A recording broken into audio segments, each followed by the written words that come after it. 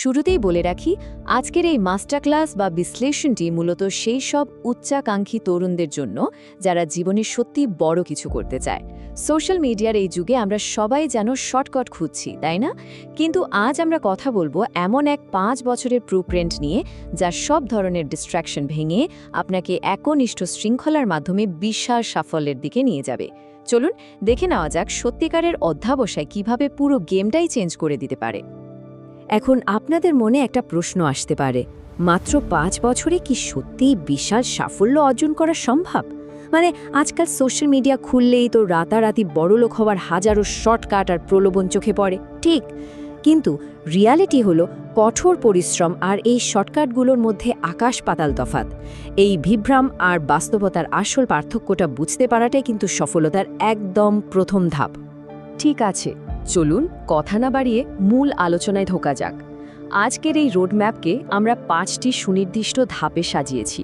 প্রথমে আমরা দ্রুত ধনী হওয়ার ভ্রম নিয়ে কথা বলবো, এরপর দেখব 5 বছরের রূপান্তর আসলে কেমন হয়। তারপর আসবে সাফল্যের 3টি মূল পিলার: তীব্র আকাঙ্ক্ষা, সঠিক ব্লুপ্রিন্ট এবং সবশেষে অটুট ধারাবাহিকতা। পর্ব 1, দ্রুত ধনী হওয়ার বিভ্রম। দেখুন, কোনো কাজ না করেই প্যাসিভ ইনকামের আশায় বসে থাকাটা আজকালকার দিনের সবচেয়ে বড় ডিস্ট্র্যাকশন। মানুষের মাইন্ডসেট মূলত 2 রকম হয়। যারা আসলেই জীবনে কিছু করতে চায় বা শিখতে চায়, তারা কাজ শুরুর ক্ষেত্রে একদম অধৈর্য বা ইমপেশেন্ট থাকে, মানে আমাকে আজই শুরু করতে হবে। কিন্তু ফলাফলের জন্য তারা চরম ধৈর্যশীল। অন্যদিকে যারা শুধু কালকের জন্য কাজ ফেলে রাখে, তারা কাজ শুরুর ক্ষেত্রে খুব ধৈর্য দেখায়। কিন্তু মজার ব্যাপার হলো, কোনো শর্টকাট দিয়ে রাতারাতি রেজাল্ট পাওয়ার জন্য তারাই আবার সবচেয়ে বেশি অধৈর্য হয়ে ওঠে। সোশ্যাল মিডিয়ায় ইনভেস্টমেন্ট নিয়ে একটা খুব পপুলার মিথ ঘুরে, তাই না? অনেকেই ভাবেন মাত্র 5 বছর এসআইপি বা ইনভেস্টমেন্ট করলেই সারা জীবন বসে বসে খাওয়া যাবে। এই ডেটাটা একটু খেয়াল করুন। 3 বন্ধুর মধ্যে প্রথমজন, যে 20 বছর বয়সে শুরু করে মাত্র 5 বছর ইনভেস্ট করেছিল, সে কিন্তু সবচেয়ে বেশি রিটার্ন পেয়েছে। শুনতে খুব দারুণ লাগছে, তাই না? কিন্তু দাঁড়ান, এখানেই একটা বিশাল বড় ফাঁদ লুকিয়ে আছে। 65। হ্যাঁ, ঠিকই শুনেছেন। এই সংখ্যাটি আসলে কম্পাউন্ডিং বা চক্রবৃদ্ধির একটা ডার্ক সাইড আমাদের সামনে তুলে ধরে। ওই 5 বছরের ইনভেস্টমেন্ট ফর্মুলায় বিশাল অঙ্কের টাকা হাতে আসবে ঠিকই, কিন্তু সেটা কখন আসবে জানেন? 65 বছর বয়সে গিয়ে। জীবনের সবচেয়ে সুন্দর আর এনার্জেটিক সময়গুলো তো ততদিনে শেষ। তাই তরুণ বয়সে যদি সত্যি বড় কিছু করতে চান, তবে শুধু এই প্যাসিভ ইনভেস্টমেন্টের ভরসায় বসে থাকাটা আক্ষরিক অর্থে বোকামি। পর্ব 2, 5 বছরের রূপান্তর। প্যাসিভ হয়ে শুধু বসে না থেকে 5 বছরের একটানা কঠোর পরিশ্রম একজন মানুষকে ঠিক কোথায় নিয়ে যেতে পারে, তার সবচেয়ে বড় উদাহরণ হল বিল ব্র্যাডলি। চরম দারিদ্র্যের মধ্যে বড় হওয়া এই মানুষটির ভেতর একজন অ্যাথলেট হওয়ার কোনো জন্মগত প্রতিভাই ছিল না। টিমের সবচেয়ে বাজে খেলোয়াড় হিসেবে তাকে একবার বেরও করে দেওয়া হয়েছিল, কিন্তু নিজের অদম্য ইচ্ছাশক্তির জোরে তিনি যে শুধু অলিম্পিক গোল্ড মেডেলিস্টই হয়েছিলেন তা নয়, নিজেকে একজন NBA লেজেন্ড হিসেবেও প্রতিষ্ঠিত করেছিলেন। সবচেয়ে আশ্চর্যের বিষয় কি জানেন? বিল ব্র্যাডলি কোনো শর্টকাট খোঁজেননি।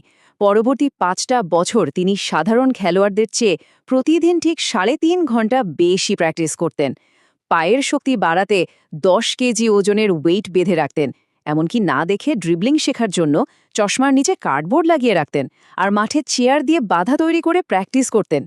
এই ব্যাপারগুলোই প্রমাণ করে যে সাফল্য কোনো জাদুমন্ত্রে আসে না, এটি আসে একদম ফোকাসড আর নিরবচ্ছিন্ন অ্যাকশনের মাধ্যমে। পর্ব 3, আমাদের প্রথম পাঠ: তীব্র আকাঙ্ক্ষা বা বার্নিং ডিজায়ার। কঠিন কাজগুলো দিনের পর দিন চালিয়ে যাওয়ার জন্য মনের ভিতর যে আগুনের দরকার হয়, তাকেই আমরা বলি বার্নিং ডিজায়ার। অরুণিমা সিনহার এই গল্পটি অসম্ভবকে সম্ভব করার একটা ক্লাসিক উদাহরণ। চলন্ত ট্রেন থেকে ডাকাতদের ধাক্কায় নিচে পড়ে গিয়ে নিজের একটি পা হারানোর পরও তার ভেতরে মাউন্ট এভারেস্ট জয় করার যে তীব্র আকাঙ্ক্ষা ছিল, তা কিন্তু এক বিন্দুও কমেনি। চারপাশের মানুষের কটূক্তি আর উপহাস কোনো কিছুই তার ভেতরে সেই আগুনকে নেভাতে পারেনি। এবার এই উক্তিটা একটু খেয়াল করুন। ওয়ারেন বাফেটের এই অটল সংকল্পটি সত্যি অবাক করার মতো। তরুণ বয়সে তিনি নিজের লক্ষ্যের প্রতি কতটা ডেসপারেট ছিলেন, তাই কথাটি থেকেই একদম পরিষ্কার। আমি যদি 35 বছরের মধ্যে মিলিয়নিয়ার হতে না পারি, তবে শহরের সবচেয়ে উঁচু ভবন থেকে লাফ দেব। নিজের লক্ষ্যের প্রতি ঠিক এই লেভেলের তীব্র জেদ আর ডিটারমিনেশন থাকাটা যে কোনো বড় সাফল্যর একদম প্রথম শর্ত। আপনারা যারা নিজেদের ভেতরে ঠিক এই রকম অদম্য একটা জেদ তৈরি করতে চাইছেন এবং জীবনের ছোটখাটো সব ডিস্ট্র্যাকশন থেকে একেবারে মুক্ত হতে চাইছেন, তাদের জন্য ডেভিড গগিন্স এর কান্ট হার্ট মি বইটি একটা অসাধারণ টুল হিসেবে কাজ করবে।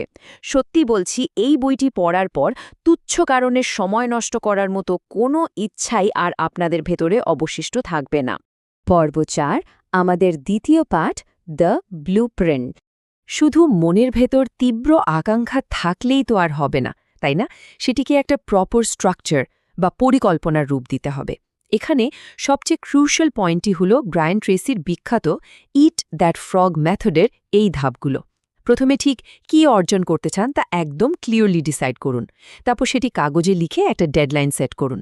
এরপর কাজের তালিকা তৈরি করে সেটিকে ঠিকমতো সাজান এবং একটি অ্যাকশনেবল প্ল্যান বানিয়ে আজই কাজ শুরু করুন। আর সবচেয়ে জরুরি পার্টটি হল প্রতিদিন সেই কাজগুলো করার একটা দৃঢ় সংকল্প নেওয়া। এই সাধারণ ব্লুপ্রিন্টই কিন্তু একজনকে সাধারণ পর্যায় থেকে শীর্ষ 1% নিয়ে যেতে পারে।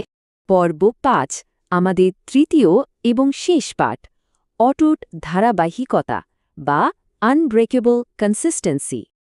আপনার কাছে পৃথিবীর সবচেয়ে দুর্দান্ত ব্লুপ্রিন্ট থাকতে পারে, কিন্তু সেটি একেবারে মূল্যহীন হয়ে যাবে যদি না আপনার সেটি প্রতিদিন বাস্তবায়ন করার মতো ডিসিপ্লিন থাকে। আর এই বিষয়টি চমৎকারভাবে তুলে ধরে ক্রটনের মাইলোর সে প্রাচীন কিংবদন্তি। তিনি প্রতিদিন একটি ছোট বাছুরকে কাঁধে নিয়ে হাঁটতেন। বাছুরটি ধীরে ধীরে বড় হতে থাকে, আর সেই সাথে প্রোগ্রেসিভ ওভারলোডের কারণে মাইলোর শক্তিও পাল্লা দিয়ে বাড়তে থাকে। 4 বছর পর সেই বাছুরটি যখন 1000 কেজি ওজনের এক বিশাল ষাঁড়ে পরিণত হয়, মাইলো তখনও সেটিকে একেবারে অনায়াসে নিজের কাঁধে তুলে নিতে পারতেন।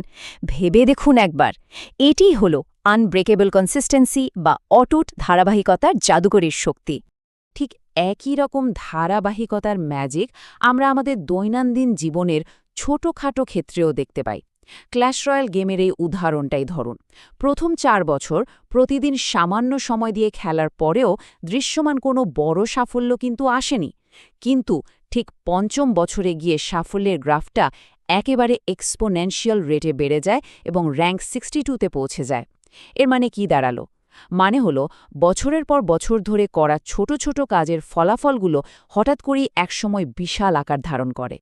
আজকের এই মাস্টার ক্লাস বা বিশ্লেষণটি শেষ করার আগে আপনাদের কাছে আমার সবচেয়ে বড় প্রশ্নটি হল, আগামীকালের বিশাল সাফল্যের জন্য আজ আপনারা কোন দৈনন্দিন ভারটি বহন করার সিদ্ধান্ত নিচ্ছেন? জীবনের সব ডিস্ট্র্যাকশনগুলোকে একপাশে সরিয়ে রেখে সফলতার সেই মজবুত ভিত্তিস্তম্ভটি স্থাপন করার কিন্তু এখনই সেরা সময়। আজকের এই জার্নিটি আপনাদের জীবনের শৃঙ্খলার এক নতুন অধ্যায় উন্মোচন করুক। শেখার এই তীব্র আগ্রহ সবসময় অটুট থাকুক।